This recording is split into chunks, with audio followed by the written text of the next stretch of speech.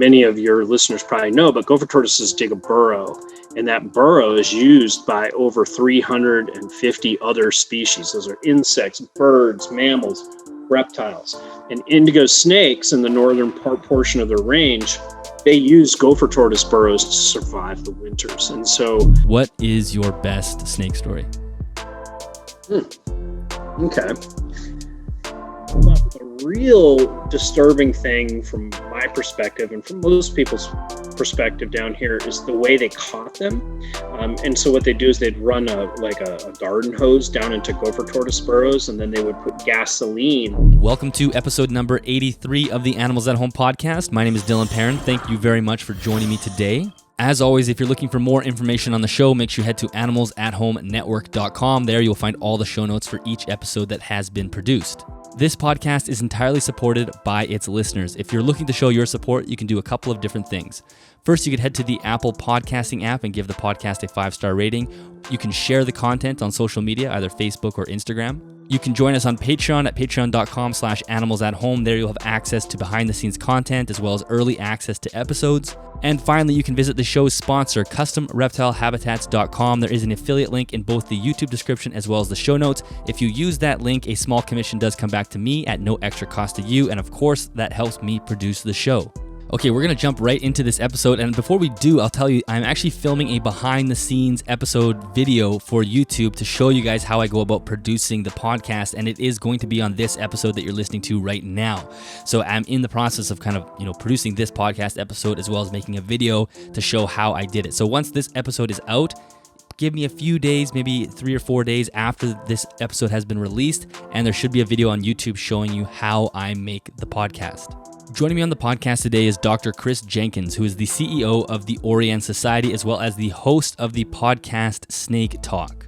We really covered a lot of ground in this episode, starting from how Chris got into reptiles, how he discovered he wanted to pursue a career in wildlife conservation and wildlife biology. We discussed the Orianne Society, how it got its name, as well as what kind of work the Orianne Society does, as well as discussed one of its flagship species, which is the Eastern Indigo snake, which I think most listeners will agree is one of the most fascinating snakes there is, especially in North America. We discussed just the idea of conservation and what it means to protect snakes, as far as, how to change the public perspective of them. It's, one of those species or one of those animals that most people are afraid of, so that poses some conservation challenges. We discussed that.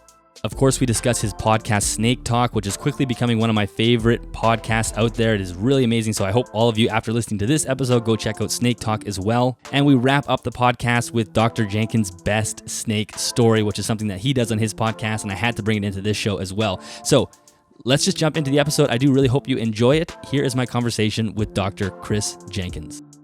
Cool. Well, Dr. Jenkins, welcome to the show. Thank you so much for doing this. Hey, thanks for having me. I'm happy to be here. I'm a big fan of the podcast. I'm absolutely happy to have you on. I've been binging it the last few days and just really, really enjoying it. Your podcast kind of reminds me of mine in a way where you have lots of diversity of content. So we're going to talk about that in a little bit. But just like you do on your show, I like to lay a bit of a foundation first to understand the guest. So as far as you are you an animal person first, or did you gravitate towards snakes and reptiles first? Well, so I grew up in rural New England, up in the northeastern part of the U.S., and grew up a pretty outdoors type of lifestyle. And I was really interested in all animals. I grew up in a family that did a lot of hunting and fishing and camping. I always loved going outside looking for frogs and salamanders. But the truth is, a lot of people are actually kind of surprised at this, but as a child, I actually had a pretty significant fear of snakes, like a real phobia, you hear a lot of people these days have, and part of the reason I developed the podcast and my whole career is to help other people with that issue. Interesting. So then when did the fascination with snakes come in? How did that start? Well, I think I've always been fascinated with them. I had a few kind of punctuated events in my childhood where I remember, For example, time swimming in kind of a mountain creek, we had a northern water snake, and it kind of like terrified me, or a garter snake I saw in my backyard. But now looking back on those, it was, there it was just really intense fascination, and that's what drove me towards it. And I sensed that probably as I was getting through high school or very early in college. And right about that time, I kind of realized that it wasn't just fear, that these animals were just so interesting and fascinating to me, that I forced myself, to get over that fear. So. Yeah, it's interesting. We'll talk about that later too. That sort of innate fear that many humans have to snakes, and a lot of times it is justified. But I keep snakes as well, and we were talking about before we started recording, and people will come over and they will be fearful of them, but the same draw. They want to look at them, they want to see them. They're kind of poking their head into the reptile room. So you have that. There is that deep-seated fear, but there's that fascination that draws you to them as well. So they are sort of a mythical being in a lot of ways. So it sort of makes sense that you understood that fear was actually maybe fascination. But then you sort of take it one step further, because then you really focus on vipers, which is, there is a credible danger with vipers, and they are even another layer of fascination probably. So how did that start? Well, so I've always been very interested in my whole life. I've always been really interested in adventure, and kind of things that would really, kind of build up adrenaline, So, for example, just take in the mammal world. I was always interested in things like grizzly bears and wolves, kind of big predators. I think the interest in vipers that I've had, since I started getting into snakes, and I continue to have now, I think it's kind of comes from that. Or also, to me, they're really just kind of fascinating animals. But to be real straightforward, it gives me a little bit of a charge handling a rattlesnake, seeing a rattlesnake in the wild. They're just, they're probably one of my favorite animals on the planet. So. Yeah, that makes sense. So then, as you were saying, you were getting into late high school, into college, and you were transitioning from a fear to a fascination. At that point, were you well aware that you were going to pursue a degree in biology or a career in biology? Well, I started my undergrad. I also had this is another thing not a lot of people know, but my original major in college was art history. I've always been really into art. I'm not an artist, but what I originally wanted to do was get a job, say, working in art restoration, working in a museum or something like that, and kind of fixing paintings, picture framing, those types of things. And so I was studying art and the history of art for a couple of years, and then I had to take a gen ed. And when I took the gen ed, a science gen ed, I picked a wildlife biology course. And once I took that, it brought me back to this rural childhood, being in the woods, seeing animals, and I just dove all in with wildlife. However, I will say that the snake part, about that same time, I was kind of building that interest in snakes, and I one thing I did to kind of force myself over that fear was I bought a pet snake. I bought a red-tailed boa, and and I started going out in the woods looking for them, and it just, I still had, there was this strange fear, even just handling my boa initially, but I just really forced myself to get over it because I was so fascinated by these animals. And I really love other animals. I love bears, for example. And I thought, that there was a chance I might become a bear biologist. But reptiles and amphibians, the whole group, not just snakes, they always fascinated me because it seemed like their biology, that just the details were so interesting.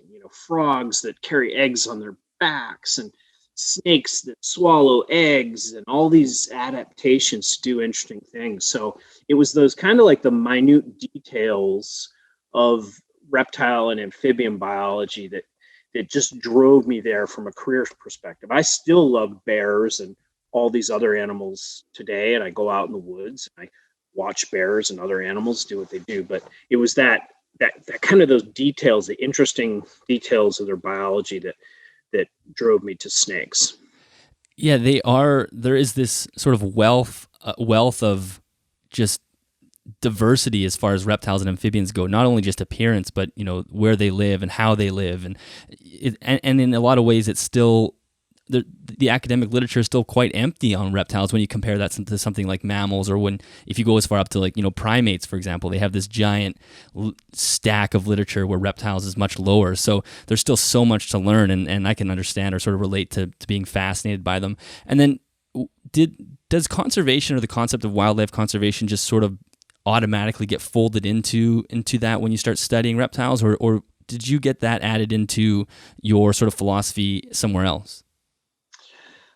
I don't think it has to be. I mean, I know many herpetologists who are just interested in say, some basic aspect of their biology that doesn't have an application, say.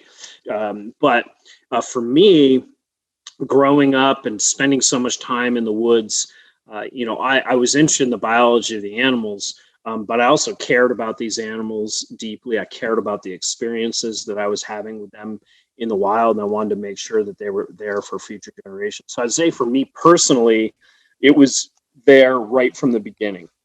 But I certainly know a lot of herpetologists that's not the case, and I think that's just fine, because there's a lot of biology we need to know in a general sense, or for medical reasons, or whatever it might be. But for me, right from the beginning, there's always been that applied connection to the ground and to making sure these animals are here in the future.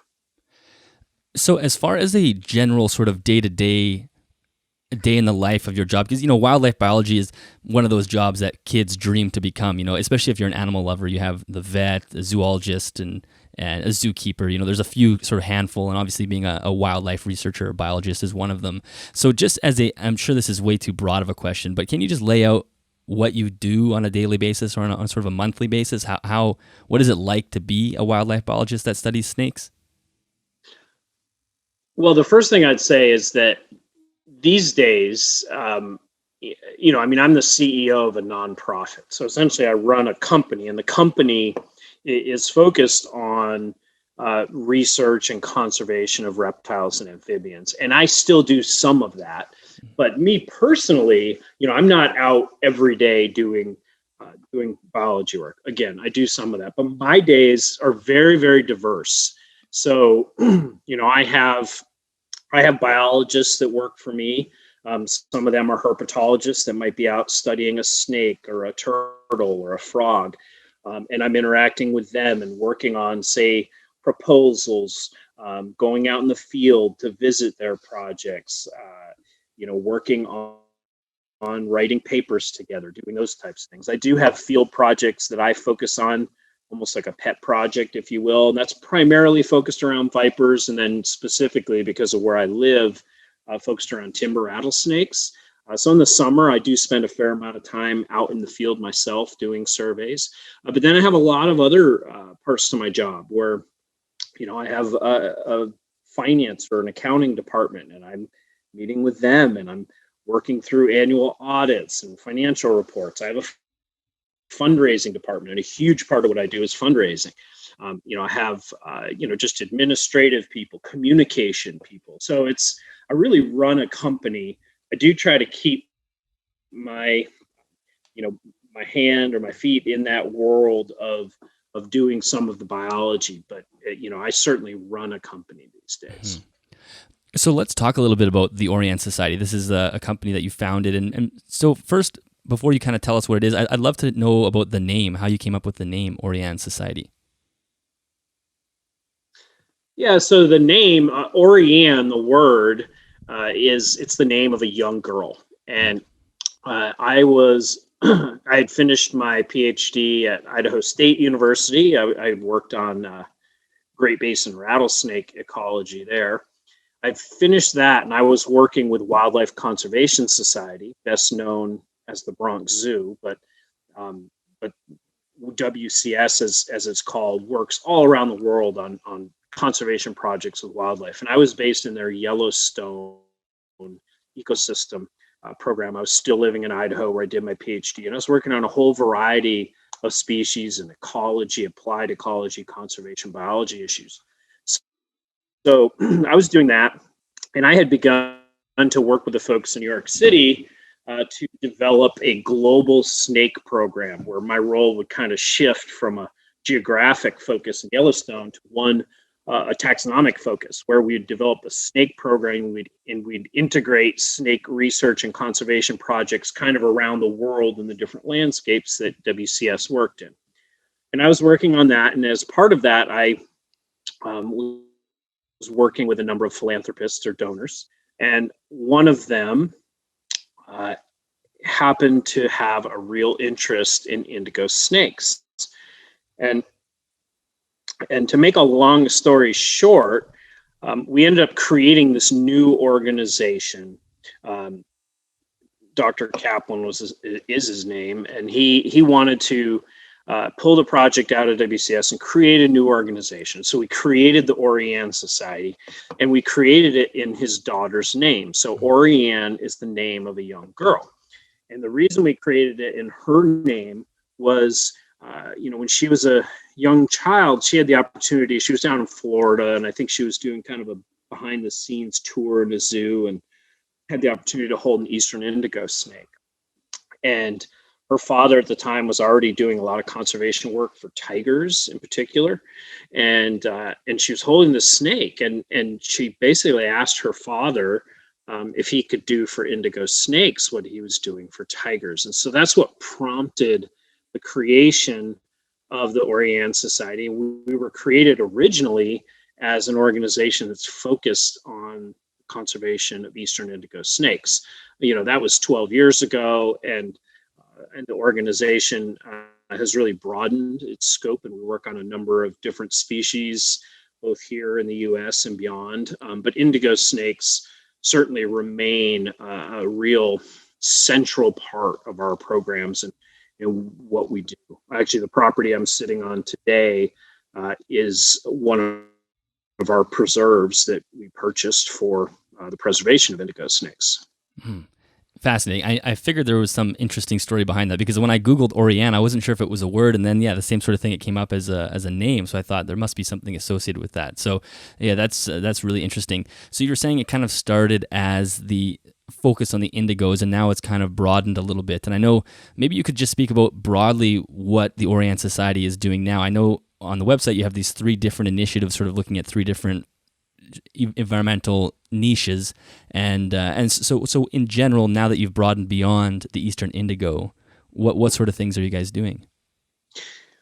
Well, so I think you're talking about the 3 landscapes that we've been developing programs in here in the U.S. And really, one of them actually leads over into Canada a little bit, but really we have 3 broad initiatives. We have a science initiative, conservation initiative, and a communications initiative. And our science initiative is we're building a relationship with Virginia Tech University, and I have my director of science is based at the university. And this is an initiative that does scientific research on reptiles and amphibians. They do things like spatial modeling that we can use to, say, predict where the most important habitats are for an animal, those types of things. Again, they're based in Virginia, but work across all the landscapes that we work in and beyond. And then our conservation initiative, I should say, is very place-based. And that's where I think you're getting these 3 landscape place-based projects. One is called Longleaf Savannas, which is built out of our history with indigo snakes, and it's focused on the longleaf pine ecosystem in the southeastern coastal plain. And we do a lot of work down there on everything from indigo snakes, gopher tortoises, pine snakes, southern hognose snakes. We do a lot of habitat restoration, a lot of land conservation in particular for those animals. We work very directly with them on research projects, inventory and monitoring, but a lot of what we're doing now in the longleaf savannas is very habitat focused. A lot of fire, a lot of prescribed fire, those types of things. We also have a program called Great Northern Forests. And this would be up kind of where the boreal forests and the northern hardwood forests come together in the Northeast. So you could think of places like the Adirondacks in New York, through places like Vermont, New Hampshire, Maine, southern Quebec.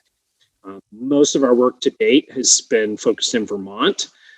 We have our small office there. And, we're really up there. We're focused at this point primarily on riparian habitats, and we're really focused on a turtle that lives in rivers, the wood turtle. And so we're doing a lot of research and inventory monitoring, and then also, again, a lot of kind of riparian habitat restoration. And then finally, we have an Appalachian Highlands initiative, which is kind of like a Southern Appalachian initiative. We've also been doing a lot of riparian and wetland restoration for things like bog turtles and hellbenders, and we're doing a lot of work with timber rattlesnakes.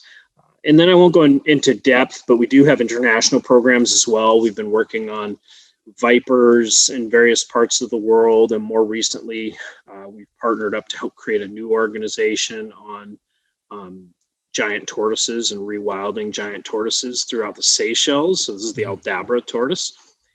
And so that's an exciting project. The organization is called the Indian Ocean Tortoise Alliance, and that is just getting off the ground, and Orianne's been very involved in that.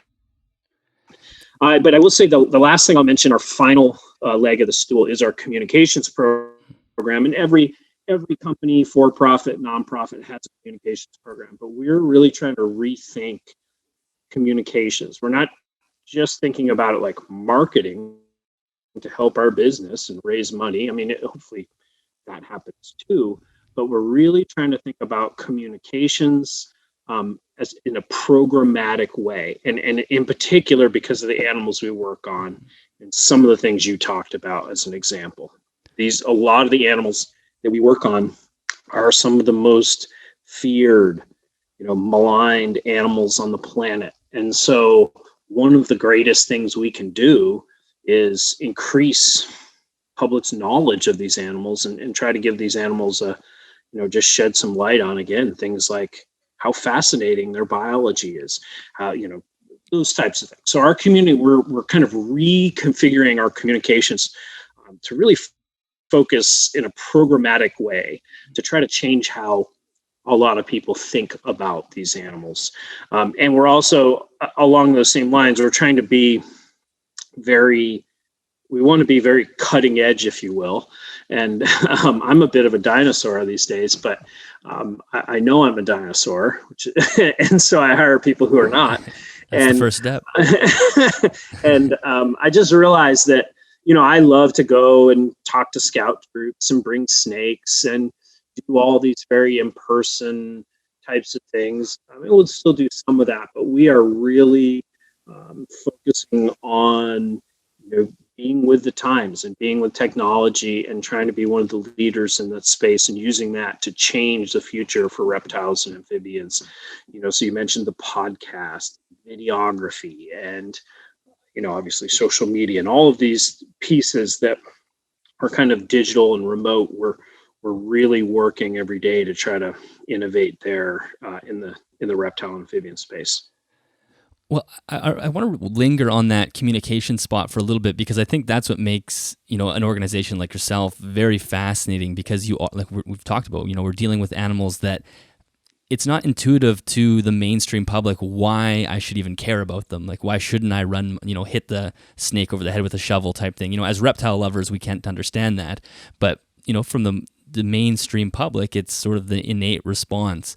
So, you're talking about how you can start tackling those issues. But before, where do you think, maybe you've spent some time thinking about this innate fear? Is this an evolutionary fear, or what's going on here? Or is it just because they're so far removed from humans? Or what do you think is that sort of driving force that makes people fearful of these animals sort of without understanding them? Well, I think there's both. Genetic and behavioral or environmental. So we as humans or primates have there are snakes in our past that would eat us. And the form of a snake is a fairly, distinct form. And so, and there are studies where you have naive primates that, have naive in that they've never interacted with a snake, and they do display, certain behavioral responses to those snakes that indicate they know that this is something that they should potentially be careful around. So I do think some of it's genetic, but I really think that by far the bulk of it is environmental or behavioral or taught, and that's the component that we're working on, because you see it every, it's all around you. It's, you see it. I do a lot of school events, again, whether it's a scout group or just going to, school. And, I put snakes and turtles and other animals into kids' hands. And, you might see an event where you say, put a snake into a kid's hand, and they're just fascinated and they're holding it and excited, and their mother comes running over. It's like, oh my God, put that down, and starts screaming. I mean, that's kind of an extreme example, but it's an example that happens. I'm sure a lot of your listeners, probably have had similar experiences if they're keeping snakes and showing them publicly. And so anyways, I do think a lot of this is learned and it's passed down through generations, and misconceptions that are passed on.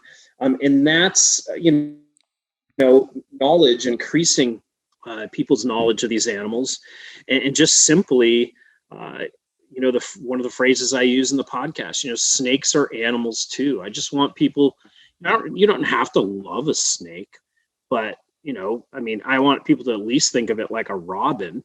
You don't go out and shoot every robin in your yard just because they're there. And snakes should be the same way. You don't have to love them like a lot of people do. You don't have to want them as pets or whatever it might be, but they are animals too, and they're important in a lot of ways. And, so anyways, that behavioral piece, that the non-genetic piece is the part that we're trying to work on and increase knowledge. Because I think knowledge, once people realize, some things about these animals, they can really, I don't know if they relate to them, but it just changes very quickly, their perspective. So.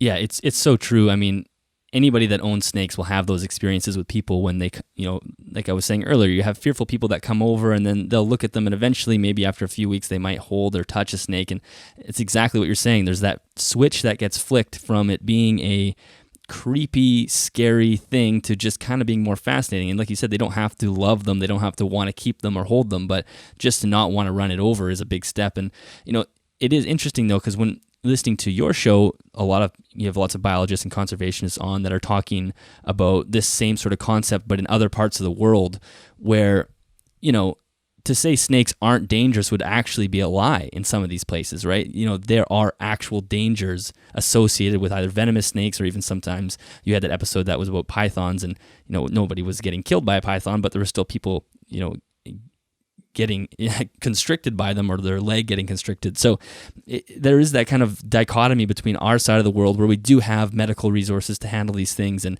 really at the end of the day, if you just don't touch a snake, you should be fine. But then on the other part of the world, there are some actual dangers. And then, there's some challenges there with educating the people, because, it's probably harder to tell them to not just kill the snake when they've seen people in their town die and whatnot. So I don't know if the Orianne Society deals with any of that communication on that part of the world, or do you have any sort of thoughts on that?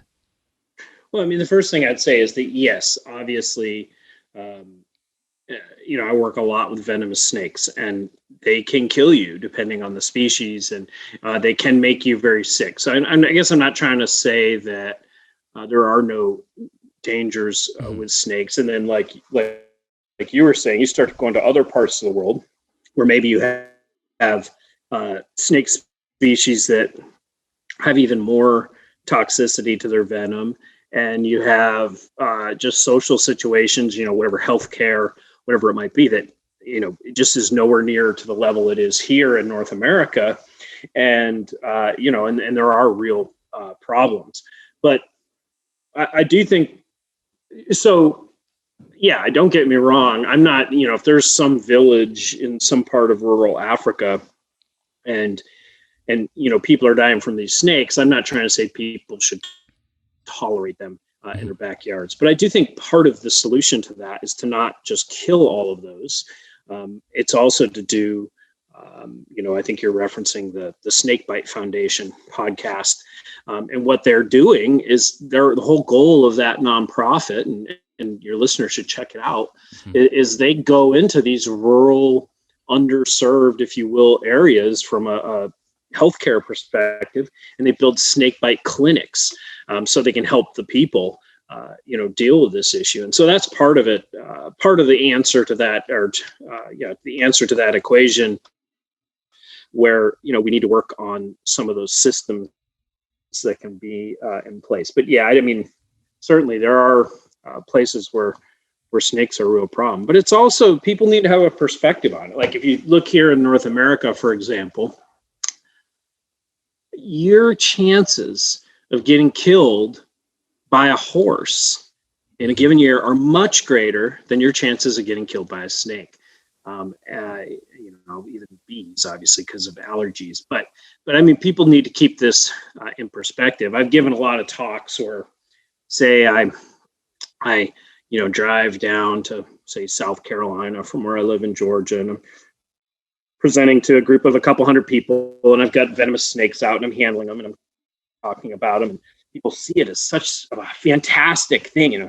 He's handling these they see deadly animals, and I tell them, like, oh, you just saw me handle that 6-foot Eastern diamondback rattlesnake, and now here I've got this coral snake, whatever it might be, and you're watching this and you're seeing how I interact with these animals, and you're probably thinking I'm crazy, but I'll tell you, by far the most dangerous thing I did today was drive here. So I just think it's important. These things are dangerous. They can make you very sick, but it is important for people to keep it in perspective. There are certain things that are kind of, I'll call them horrific. Same thing with, like, say, a great white shark attack. Mm-hmm. It's a horrific event. It's something that stands out in somebody's mind. That would be the same thing for a venomous snake bite, but the chances of those happening are actually quite low. Mm-hmm. Yeah, no, it's so true. And like you said, at the end of the day, it is just about educating. So it almost doesn't matter what part of the world you're in, what the resources are. And that Snakebite episode, or the African Snakebite Institute, it wasn't called Institute. That's a different program. But the African Snakebite episode that you did is a perfect example of, just teaching those communities and helping them understand, and, teaching them the anti-venom. These communities, like you said, I encourage everybody to go check that episode out, because you realize that a lot of these places are set up for failure dealing with venomous snakes, and it really just takes resetting the foundation and giving them the proper supplies and education. And then, like you said, yeah, they probably don't feel the need to kill everything, and they can sort of learn to coexist, and it's fascinating. I wanted to focus a little bit on Eastern Indigos, because they are sort of the mascot of Orianne Society, and you sort of mentioned where they came from, or where the focus came from. What is your relationship with that species? So, I mean, again, they're one of a mascot's almost a good way to put it. They are definitely an ambassador for reptile and snake conservation. They're an incredible animal, largest, at least longest native snake in North America. We call them Emperor of the Forest, because that's what their Latin name loosely translates into. And that gets to the point that they're like a predator of predators, meaning over half of their diet, or about half of their diet's other snakes. So just this incredible predatory animal that's covering incredible distances, largest known home range of any native snake, again, in North America. Really incredible animal. Again, kind of a flagship. That's probably a better word than a mascot, but real flagship for our organization. And it's a species that we work very closely with. We do everything from a lot of habitat restoration work. We inventory and monitor populations. We have reintroduction programs for them. I have indigo snakes in my office, while we're talking about keeping animals in captivity. I keep them. And so I have a very intimate connection to some of these snakes on a daily basis. So really, truly an amazing animal. And, it's not everything we do now, but it, again, certainly is the flagship, and it's an important part of our history. And it's an important issue that people should really care about. They're a snake that needs our help. So. Mm-hmm. Yeah, and they're almost at that mythological level in a way, because they have, Emperor of the Forest is such a great name, and they're beautiful, and like you said, they're snake eaters, and they're just a fascinating species. And I know that you had mentioned that there's some rewilding efforts with that species, and you'd also touched on it with the giant tortoises in the Seychelles. So maybe we could focus on the indigos for a second. How are those projects going? So are those captive bred animals, and then they're being released kind of into their native range, or where their native range should be? Maybe you could talk a little bit about that, because that's sort of one area where many people think rewilding is not possible, and a lot of these animals will die in their first year type thing. So maybe you could just sort of lay out the work that you guys have done in that domain. Yeah, so first of all, Eastern Indigo snakes have really declined for the most part across their range. And their range is historically would be Florida, South Georgia, extreme southern Alabama, and just a little bit into Mississippi. They're gone from, well, they were gone from Alabama. I'll talk about that. They're gone from Mississippi, and they've declined in all of their range, really. But that Gulf part of their range, so like the panhandle of Florida, Alabama, Mississippi, they're completely gone. If not, there may have been one or two here or there, but they were functionally gone. I think the last indigo snake found in the wild was in the 1990s. And so we work with a really broad group of partners: state agencies, federal agencies, zoos, universities, on a reintroduction program. That reintroduction program is part of the U.S. Fish and Wildlife Service recovery plan for the snake. So this is a species that is federally listed under our Endangered Species Act. And as part of that, all those species have a recovery plan. It's essentially a roadmap that the government puts together that says, these are the things we need to do to recover the species. And one of them, again, is to establish through reintroductions a certain number of populations in that Gulf region. So we built a captive breeding center. It's a state-of-the-art animal facility. It's down in Florida, not too far from Orlando. And we partner with Central Florida Zoo. So we own the facility, but they primarily run it. And then we have a reintroduction committee that kind of works on strategies for breeding and head starting the captive bred individuals, and then the reintroductions themselves. And then we're reintroducing them back into the wild. We currently have two sites, one of those in Alabama and one of those in Florida. And to date, we've released, I can't remember the exact number, over 200 indigo snakes over the last, say, 8 or 9 years. So yeah, it's an exciting project, and it's probably, the other big captive breeding reintroduction program for snakes that's kind of at scale would be the Louisiana pine snake. But indigo snake project and the pine snake are probably the two biggest, snake rewilding projects in existence. So what was the reason for the decline? Is it habitat loss, or are there other factors at play? It's a combination of things, really. Some species that get really rare are simple. Like if you take our Endangered Species Act, you could take like American alligators that were, really rare. They were listed. That was a very simple thing. Like it was primarily just that we were killing them all. And so when we stopped killing them, they came back, and they're a common animal now. Our bald eagles, or say like peregrine falcons. We were using DDT, and that was, affecting the eggs. We stopped doing that. Those are simple problems to solve. An indigo snake and many endangered species are what I would classify as complex. So it's many things, but it links back to probably some of the biggest would be habitat, meaning that in particular, there's a lot of habitat loss and fragmentation. The longleaf pine ecosystem is down to like at one point it was down to like less than 1%, of what it used to be historically. And as part of that, gopher tortoises have declined or disappeared in certain places, and that Gulf region is one of those areas where gopher tortoises have really declined. And many of your listeners probably know, but gopher tortoises dig a burrow, and that burrow is used by over 350 other species. Those are insects, birds, mammals, reptiles. And indigo snakes in the northern portion of their range, they use gopher tortoise burrows to survive the winters. And so that decline of gopher tortoises probably had a huge impact. The other probably big impact is that indigo snakes as a top predator.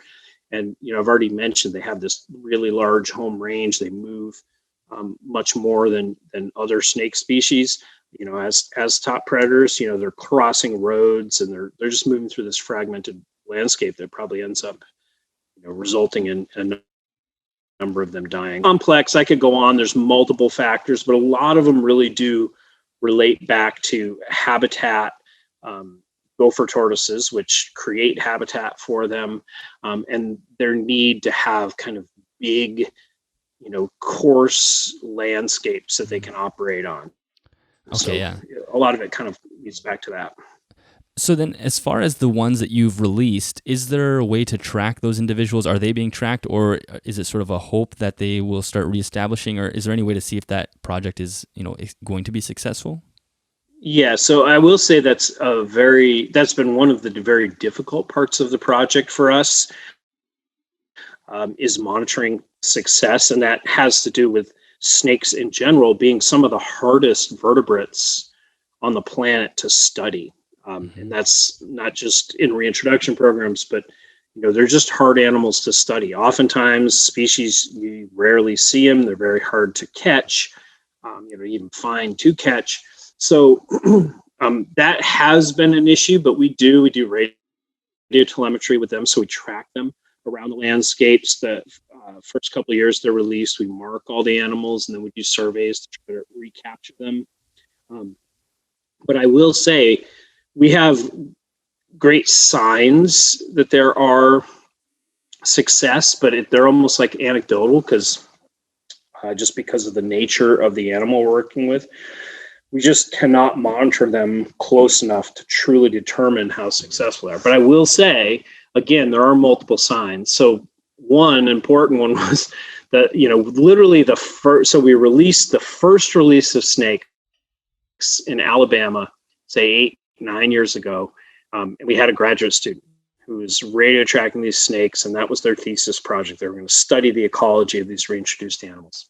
And so he goes out and he tracks down the first snake. And he comes up on the snake, and it's got a copperhead halfway down its throat. So it's those types of signs. But there are other important signs in that we have found released females that have been gravid.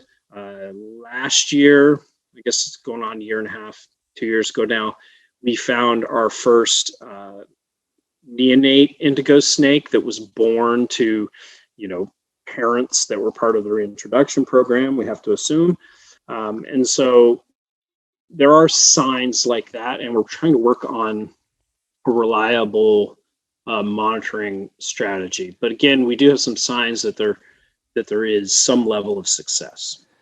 Well, I would say those are some pretty amazing anecdotal signs, and I'm sure that it's probably a type of thing that you need a lot of time to go by before empirical evidence becomes easy to grasp, right? It's just like you can only look at those anecdotal things for the first maybe decade and a half, who knows? And so as far as the animals, when they're captive bred, is there anything being done at that facility to set those animals up for success when they're released? Like you're saying, the one has, you found it with a copperhead in its mouth. That's a great green check mark there. I'm sure, or maybe they were being fed copperheads in captivity. Is there any things that they were doing to make sure they could have success in the wild? Yeah, so the animals at the breeding facility, they're bred there. And then the young snakes go off to other facilities, like U.S. Fish and Wildlife Service facilities, to zoos, Zoo Atlanta, for example, and they head start them for a period of time before release. So, well, there's one thing we do. We head start them. We get them to a certain size to help them escape some predation. But there's a trade-off there, right? The longer you keep an animal in captivity, you might assume the harder time it's going to have when it's released into the wild. And so we do, you mentioned diet. They primarily are fed at the breeding center, at the various facilities. They're fed things that you can get in bulk, rodents, obviously, quail, things like that.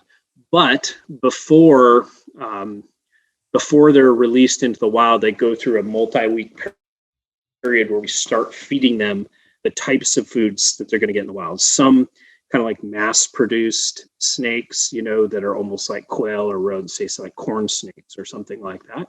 And then also some wild prey that we catch, everything frogs and whatever it might be, but a diversity. We start to shift their diet towards that. And we also want them to start to build up, a parasite load with wild animals, because indigos are famous in the wild for having high parasite loads.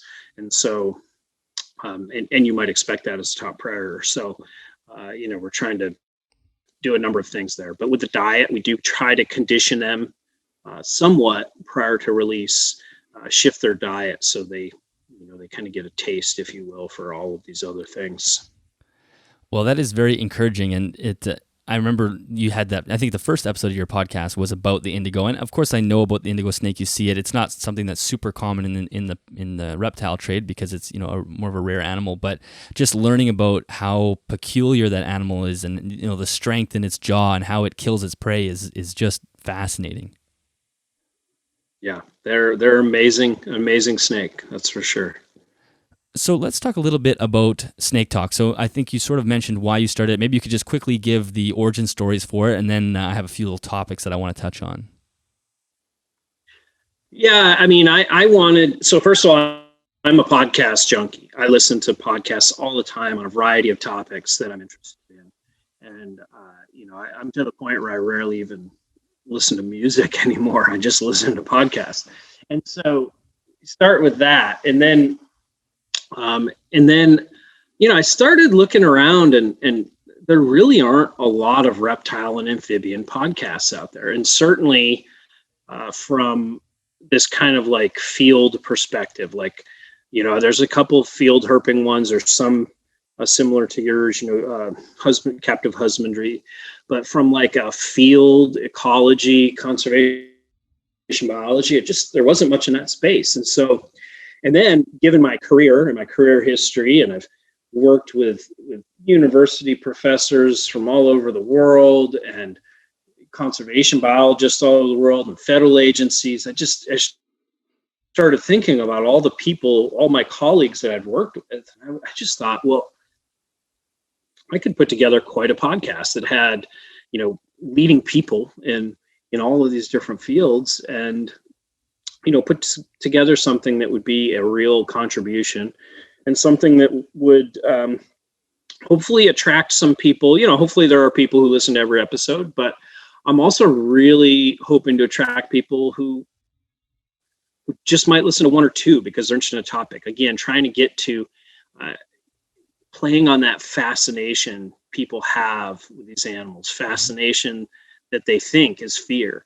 And so yeah, I don't know if I can't remember if I answered your question correctly, but that's kind of the origin. It just kind of hit me one day that I needed to do it.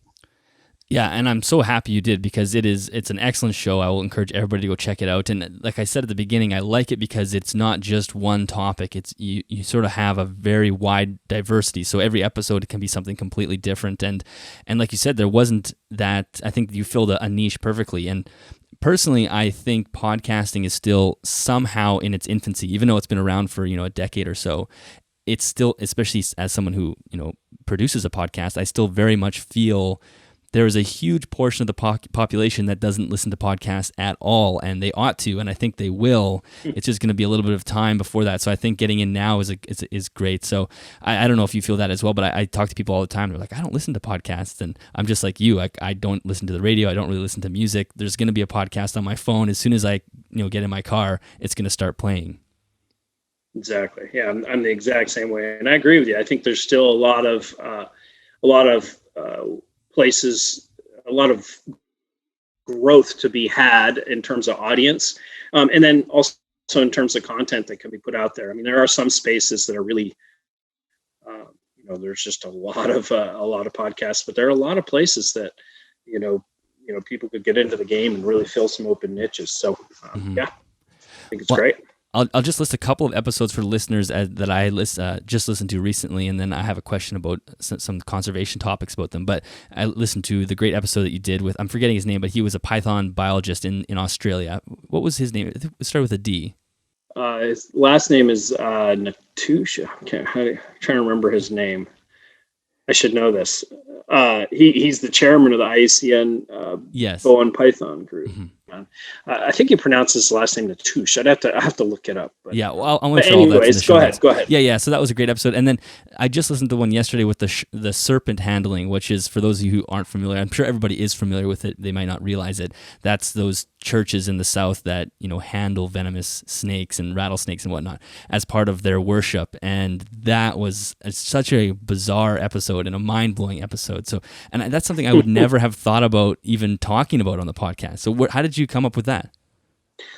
I want it to be about snakes, and I want to, certainly there's going to be, you'll see throughout it that there are a number of people kind of like me, if you will, academic type research biologists who, are focused on conservation biology. There's a lot of that sprinkled in, but then I always wanted to mix it up, and I wanted to, we have episodes like you talked about with snake handling. It's a topic, again, I'm trying to get not just snake fanatics to listen to this podcast. The whole point, again, is programmatic from my perspective. I want to get people who would never listen to a podcast on African snakes that just talks about the different species, but I want to draw them in with some things like that, provide some good information for them and some knowledge, and hopefully they take that away and think about that next time they see a snake in the wild. So that's part of it. And, but the scope of the podcast really covers anything within snakes. So every once in a while, we did one on The Walking Dead.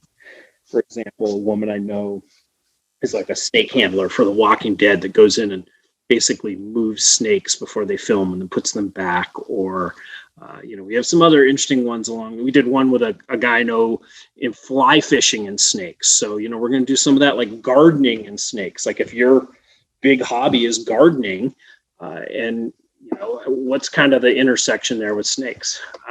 We've done some on husbandry, mostly from a kind of a reintroduction perspective, but I want to do some on captive husbandry more from like a recreational perspective. So there's going to be a lot of different topics, but I do try to mix it up to to just kind of garner a broad interest. Yeah, and you do a great job of that. And one of the areas that gets touched on a lot is just conservation in general, and I really appreciate and this is just sort of as a result of yourself, your expertise, as well as the people you have on, but the mature approach that comes to conservation. Because I think as somebody who's outside of the academic world like myself and just sort of deal with mainstream conservation, a lot of times we're only exposed to sort of the hysterical activist who just wants to cancel everything that makes them uncomfortable, and they don't ever look into anything deeper than just on the surface. And a great example, and maybe I'll get you to just briefly touch on this, is the skin trade. And especially as reptile keepers, most of us see that as quite distasteful. We don't understand why that would be the case, but when you actually look at underneath the surface, there's actually some positives to the skin trade, and it's not as nefarious as many of us think. And just to cancel it completely would actually negatively impact a whole bunch of people. So maybe you could just briefly, if you remember kind of off of those episodes, what are, using the skin trade as an example, is why it's not always black and white. Yeah, it is interesting. And then we really had two episodes that kind of touched on this. The first one was with Craig Hoover, who worked for U.S. Fish and Wildlife Service, had very high level positions working on wildlife trade. And he talked about the same thing. Obviously, the skin trade can be bad for certain people, but there can be positives as well. And also the episode you referenced earlier, I believe you pronounce his name Natush, Dan Natush, and he was talking about some of the same things, but some of these species are just very. Some of these pythons, for example, or some of these colubrids are very common animals, and the skin trade is really not impacting them that much. But again, it's kind of this push button item that people could immediately, if you're into snakes, kind of have this pushback against. But some of that's unwarranted for sure. So. Mm-hmm. Yeah, it's really fascinating, and I think from yourself, I think I heard this on an episode that you've done some work in sort of redirecting some of the rattlesnake roundups in the States. That's right? Correct. So here in the Southeast, there were 3 remaining when I moved to the Southeast, and now there are 2. Could you quickly just sort of lay out what those are? I think most people will be familiar with it, but especially if people in Europe might not totally be aware of what those are.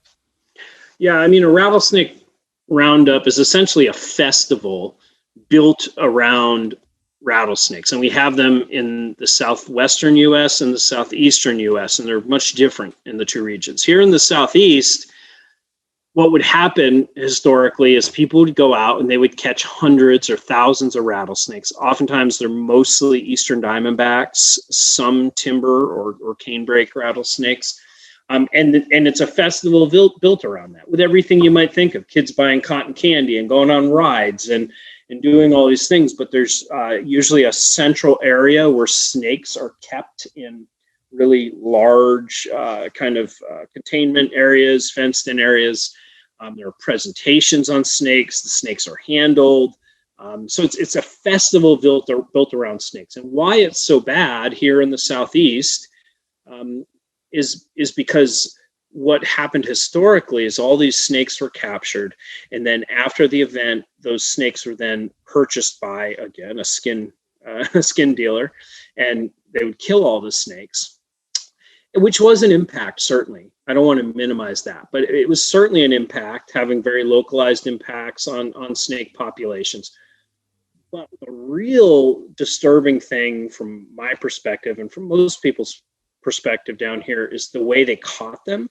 And so what they do is they'd run a garden hose down into gopher tortoise burrows, and then they would put gasoline into that hose. And there have been a number of studies, or a study at least, that showed this is killing a lot more than just running a snake out of the burrow. It's killing things like gopher tortoises, things like indigo snakes. So there were a lot of these real indirect impacts. And so what we did to change the largest one in the Southeast was we turned it into a wildlife festival. So the public has no different experience now. The only difference is that the snakes aren't caught in the wild.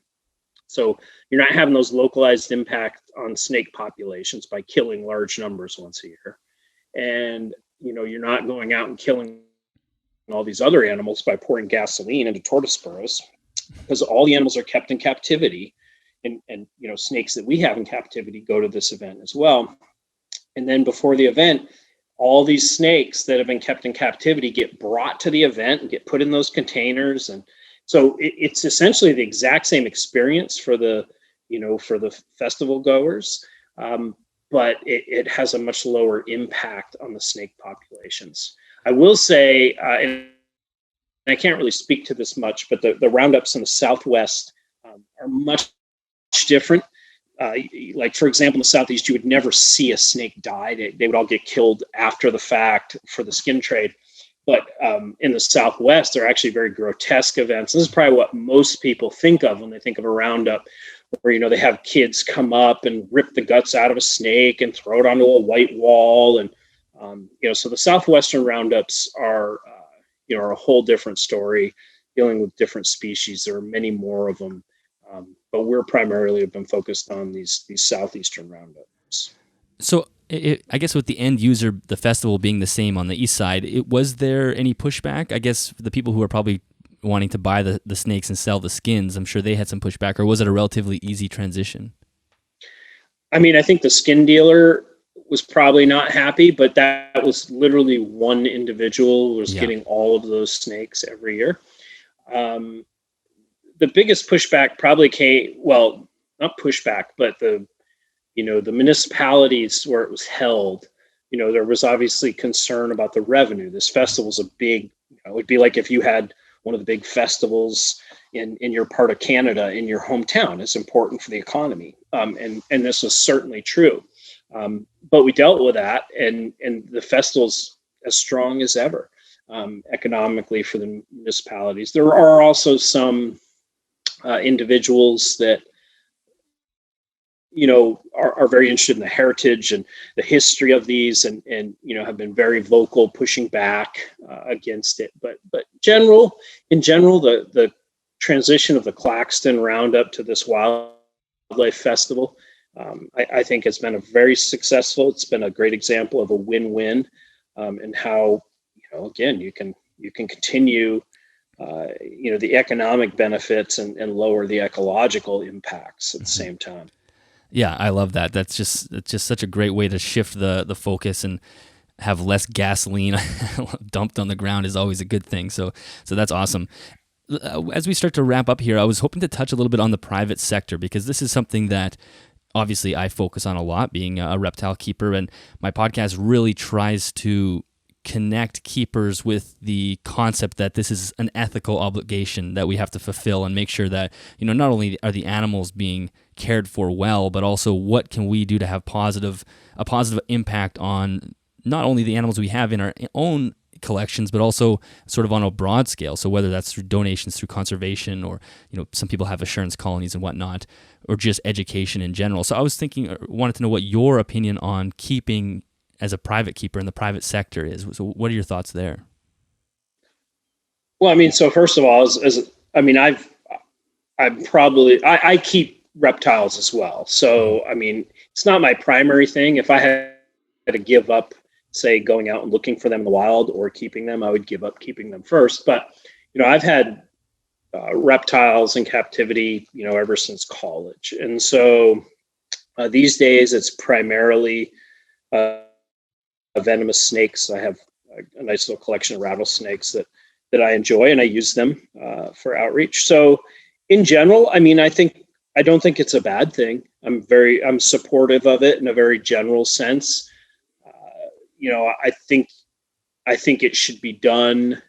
I guess ethically would be the word, and I don't know even exactly what that means. But as a conservation biologist, I would want to see any pet trade in any animal, but again, specifically here, snakes, not impact wild populations. Mm-hmm. I don't know if that means, that animal, there's certain species that should be captive bred, maybe other species it's fine to have a wild caught, but, based on the potential impacts, along those same lines, people not releasing animals into the wild, and then there's obvious, just like with any pet, making sure keeping the animals done ethically, they're, these animals are treated well and have the resources they need to survive and the space they need, those types of things.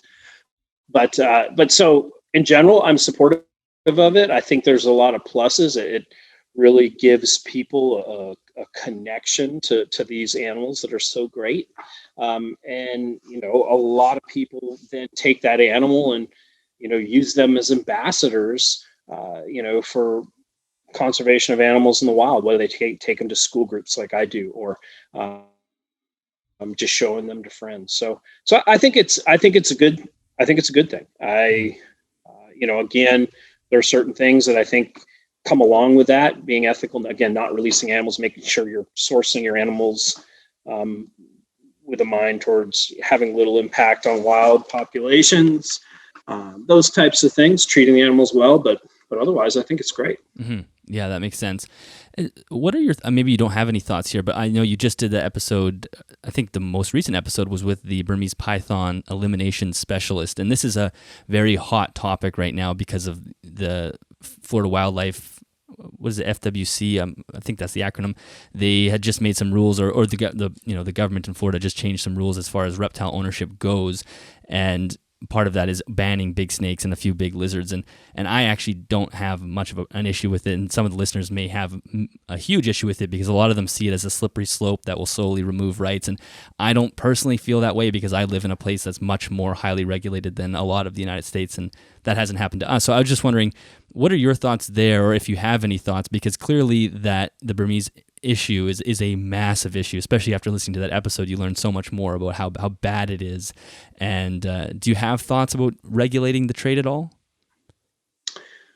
Well, so the first thing I would say is that I don't understand it that well, to be quite honest with you. Orianne Society does not do advocacy or like lobbying or litigation. We do science and real on the ground conservation things, say such as like habitat restoration. So from a work perspective, I have not put that much thought into the issue, but I do know that the pythons that are now in the wild are having just an absolute huge impact. And so how that should, and so I guess I would just, I can't answer that in an informed way. What I would say is, I think we need to do things that would prevent those types of things from happening in the future. Is that the government regulating what we can and can't have? I don't know, but I certainly want to see, a future where we don't see these types of, say, giant snake, populations, non-native snakes happening, say, in other parts of the country, other parts of Florida. But I don't know if those regulations would do. I don't need to be quite honest with you. I don't understand the proposed regulations that well. I mean, I hear them called like the python ban. I'm assuming there's certain species that people wouldn't be able to keep in captivity. Yeah. But yeah, I'm just not really aware of the issue. But I will say that in general, I would always come out on the side of trying to protect native wildlife populations. I'm also would oftentimes lean against a lot of real government oversight on regulation with a variety of things. So, obviously the government needs to regulate certain things, but so I can't answer that, but, yeah, it's not a simple, straightforward one, and I totally see the same point as, having way too much government regulation really a lot of times has the opposite effect, or people hiding these animals, and or sometimes it can cause people to release animals because they don't want to be caught with them. So it is a kind of a crazy concept, or sort of a rat's nest of different things to unweave. But people should go listen to the episode you did with the Burmese python specialist, because I knew it was a problem, but that really sort of painted the full picture of how much damage those snakes are doing, and how primed they are to just become a powerhouse invasive species in that environment. It's pretty bizarre. So as we wrap up here, one thing others. Oh, go ahead. Oh, I was just gonna say one other thing about that real quick. Sorry. Oh no, go ahead. My take also on the Burmese python situation, and Donna, Khalil, the podcast you're referencing, episode we just released, it would not surprise me if this Burmese explosion that we're having in South Florida really came from only a small handful of snakes. Mm-hmm. As you know, they just have huge, high reproductive rates. I don't think it necessarily has to be that 100 snakes were released. It could be something like, 5 or 6 snakes were somehow in the wild, and those reproduced, and then there were 200 snakes, and then those reproduced, and then pretty quickly you get to the tens of thousands that we probably are experiencing now. So.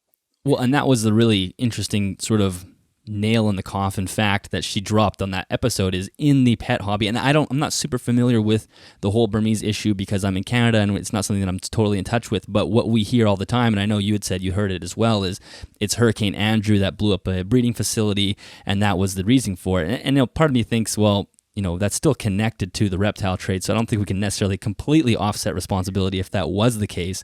But then what she had said is Hurricane Andrew was in 1992, and the first Burmese python, neonate Burmese python, found in the wild was in, I think, 1978. So like you said, if we're starting with a small amount of them in the 70s, it's easy to understand how 50 years later you can have a population explosion, and Hurricane Andrew may have added to it, but it certainly wasn't the initial reason for them getting out there. Yeah. And my point is, I mean, however they got there, they certainly were associated with the pet trade. They were somebody's pet, but yeah, I don't think it was that this breeding facility was destroyed, as you mentioned. But my other point there is that it could take a really small number of animals, and so the point being, I don't know if regulating something at such a high level would have an impact. Again, right. I'm not sure. I don't feel informed enough to speak on it, but. Yeah, it's. I mean, that's one of the things with Florida is it's just a breeding ground for anything. I mean, it's not like Burmese are their only issue there. They have a bunch of invasive species, and you just have that climate that almost anything on the planet can thrive in. So it adds a little layer of complication for them that most people, I mean, especially here in Canada where it gets to minus 40 degrees Celsius, we pretty much don't have any issues as far as invasive species goes. So in the spirit of your podcast, you always wrap up with a question that I'm going to ask you because, as a host of a podcast, you end up, interviewing people, and then people don't necessarily learn about the host as much as we might like. So you always ask the question to your guests to tell them your best snake story. So I'm going to ask the same question to you. What is your best snake story? Okay. I'm going to say what everybody says to me. I have so many of them. Yeah. But I do have so many of them. But I think I will take you guys back to Idaho when I was doing my PhD. And this was just a little southwest of Yellowstone National Park. And I was doing a long-term monitoring project with Great Basin rattlesnakes, and then I was studying their ecology and the impacts of an invasive grass on their prey. And so for part of our season, what we'd do is we'd go out and we would catch snakes when they were coming in and out of the hibernacula, and we would bring them to the university and we'd process them. We'd measure them, we'd weigh them, we'd mark them, we'd sex them, on and on. I mean, over a course of 5 or 6 years in Idaho, with no exaggeration, I handled thousands of Great Basin rattlesnakes. Wow. And so I'm going to tell you about one particular day. The way we'd catch them is we'd go out to these features, and I don't mind talking about them because this place, you can't go there. It's a heavy security nuclear facility.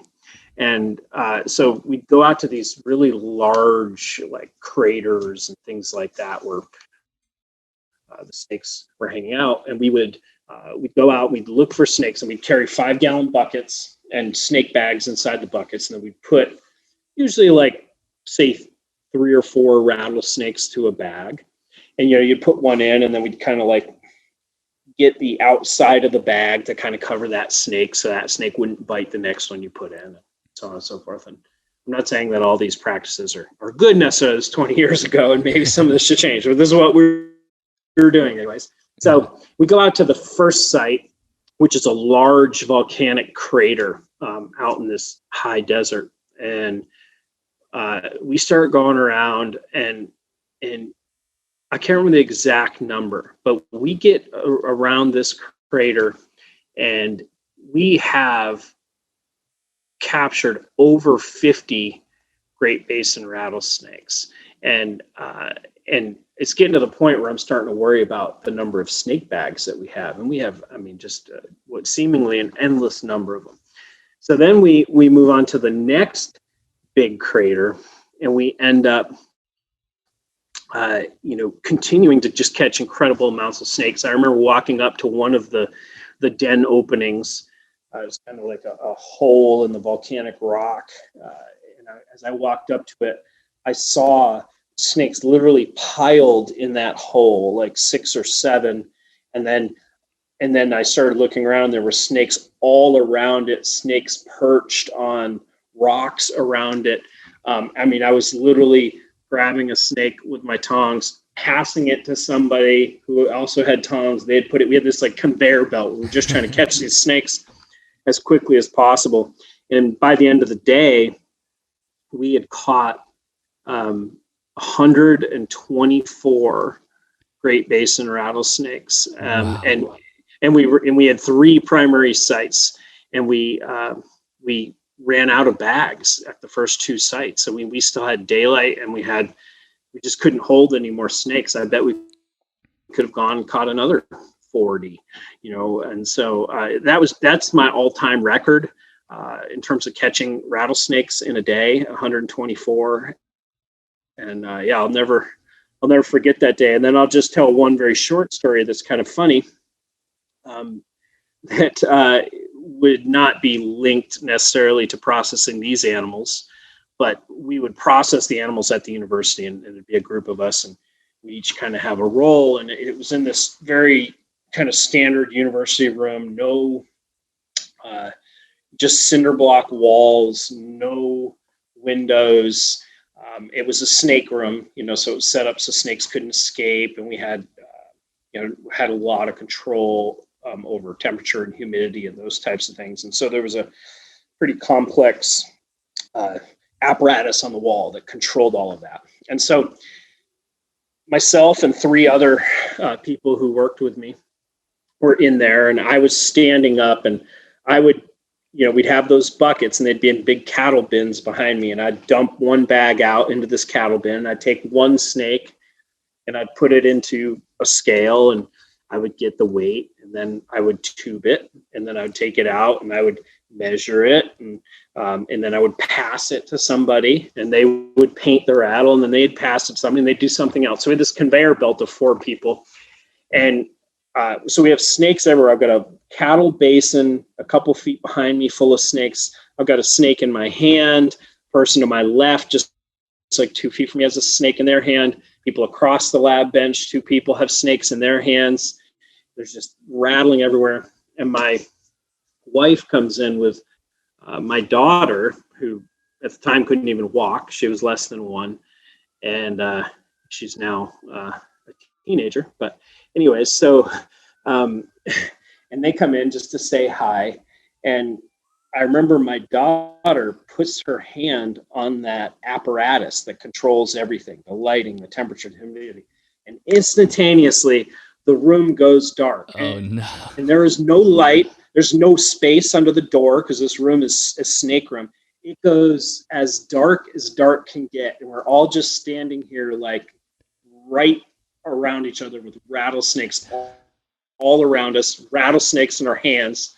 It was an interesting moment, but yeah, good times. I miss Great Basin rattlesnakes for sure. I'm not sure I would classify that as a funny story, but but that is amazing. It was funny at the time. So how did you get the lights back on? I can't remember, to be quite honest with you. I think I came over. Yes. I might have opened the door. I might have go over and open the door, but yes, that was funny. Oh, I have a friend who lives in South Africa, and they always deal with load shedding events. So the power will go out, and he has a venomous collection as well. So he has special lights that are running on batteries and whatnot, just in case that happens. That's the last thing you need, is to be pitch black holding a venomous snake. And now you know what it's like. Yeah, exactly. Yeah. So. Well, thank you so much for joining me on this episode of the podcast. I really enjoyed this, and I am obsessed with your podcast, and I know many of the listeners will go over to your site and check out the show because it is fantastic, and I'm learning so much from it. So can you let everybody know where they can find more info about yourself, as well as the Orianne Society, and where they can listen to the podcast? So first of all, for the Orianne Society, and really for the podcast, I would go to our website, which is www.orianne.org. And so it's the Orianne Society website. You can find the Snake Talk podcast on there. You can also find it on anywhere else that you find podcasts, so that be Apple Podcasts, Spotify, Podbean, any of these. And So yeah, I'd encourage you to get on and give it a listen. I'm having a good time with it. Feel free, if you like it, make sure you you give us a 5-star review and make a comment. And I definitely listen to the comments. As example, I had a woman, a keeper at the Bronx Zoo, comment that she didn't think we had enough women as guests. And I had never thought about it. I was just kind of interviewing based on topics independent of whatever factor. But, I put some thought to it and we ended up bringing in more women. But if there's another thing, maybe it's a certain topic you want to hear, certainly, go ahead and make a comment. And we certainly look at those. And where can people comment? Is it on the Orianne Society? Is there a place to comment there, or is there another place where people are commenting? I'm thinking primarily on Apple Podcasts, which is where most people the watch. Reviews. Gotcha. Get their a review. There you go. Gotcha. But I mean, the other place you can comment would be on our social media. So you can check out the Orianne Society social media. We're on all the major platforms, and the podcast episodes are all, they're all posted there, and links to them, and feel free to comment there as well. Awesome. And of course, I will have everything in the show notes for everybody so they can go check that out. So, Dr. Jenkins, thank you so much. This was an absolute pleasure chatting with you. So thank you for joining me. It was great being here. Thank you. All right, that brings us to the end of that episode. Dr. Jenkins, thank you so much for joining me. That was a great conversation. It's always so weird when you spend hours and hours listening to someone else's podcast and then to have them on the show and talk to them. You recognize their voice from all these different places where you're listening to I listen to podcasts sort of in any scenario, but a lot of times when I'm driving or when I'm working out. So Dr. Jenkins' voice is sort of burned in my brain, especially in the last 3 weeks as I was getting ready for this episode. So it was an absolute pleasure to actually have the conversation with him. And it's just this weird moment where you're hearing his voice and you're like, that's the voice I hear when I listen to podcasts. Anyway, fantastic chat. I really did enjoy that. I hope everyone goes and listens to his show as well, Snake Talk. You will absolutely love it. If you love this show, you will love Snake Talk as well, because it is a very wide diversity of topics and they bounce around, and there's just all these different areas like we talked about in the show. So I really hope you go check it out. If you did enjoy the show, a 5-star rating on the Apple Podcasting app would be greatly appreciated, or just share the content on social media. And if you do want to join us on Patreon, head to patreon.com/animalsathome, and then you will have access to behind the scenes content as well as early access to episodes. Thank you very much to CustomReptileHabitats.com for sponsoring this episode of the podcast. If you're looking for any new reptile equipment, especially new reptile enclosures, they have the best enclosures. Head to the affiliate link in both the YouTube description as well as the show notes. And if you do make a purchase, a small commission will come back to me at no extra cost to you. Okay, that brings us to the end of the episode. Thank you so much for listening. I will catch you guys next week.